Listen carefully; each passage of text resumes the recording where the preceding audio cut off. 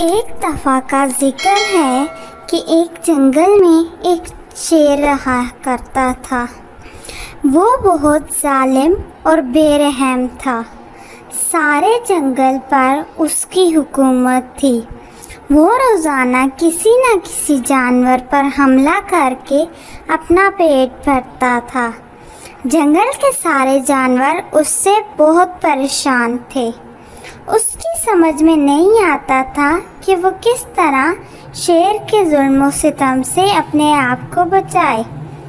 फिर सब जानवर एक जगह इकट्ठे हुए और उन्होंने फैसला किया कि रोज़ाना एक एक जानवर अपनी बारी पर शेर के पास चला जाए। इस तरह बाकी जानवर भी अपनी रही सही ज़िंदगी सुकून से गुजार सकते हैं। उन्होंने अपने इस फैसले से मुतालिक शेर को भी आगाह किया। शेर भी उनके फैसले से राज़ी हो गया।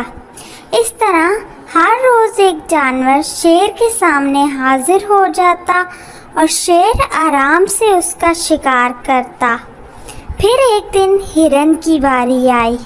हिरन बहुत तेज़ और चालाक था। उसने चलते चलते सोचा, क्यों ना शेर को मज़ा चखाया जाए और अपने साथ बाकी सब जानवरों की जान बचाई जाए।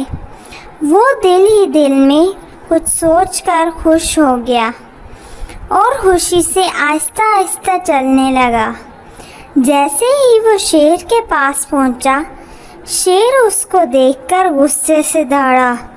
ए गुस्ताख हिरन, मैंने जंगल के सब जानवरों को बताया था कि मेरे शिकार में देर नहीं होनी चाहिए, वरना मैं फिर से अपने पुराने असूलों के मुताबिक किसी जानवर को पकड़कर शिकार करूँगा।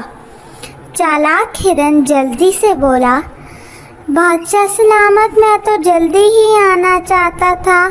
पर वो शेर दौड़ा, पर वो क्या? हिरन जल्दी से बोला, बादशाह सलामत, रास्ते में दूसरा शेर खड़ा था। उसने मुझे रोक लिया।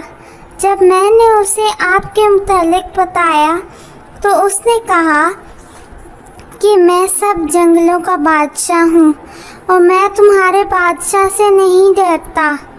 जाओ और अपने बादशाह से कहो कि हिम्मत है तो मेरे सामने आए।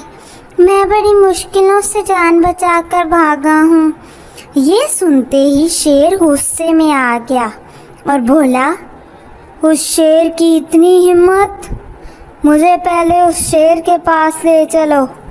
हिरन जल्दी से बोला, आए आए बादशाह सलामत। और फिर वो शेर को लेकर एक गार में चला गया और बोला, बादशाह सलामत, आपके दुश्मन यहाँ रहते हैं। पहले आप अंदर जाएं, फिर मैं भी आऊँगा।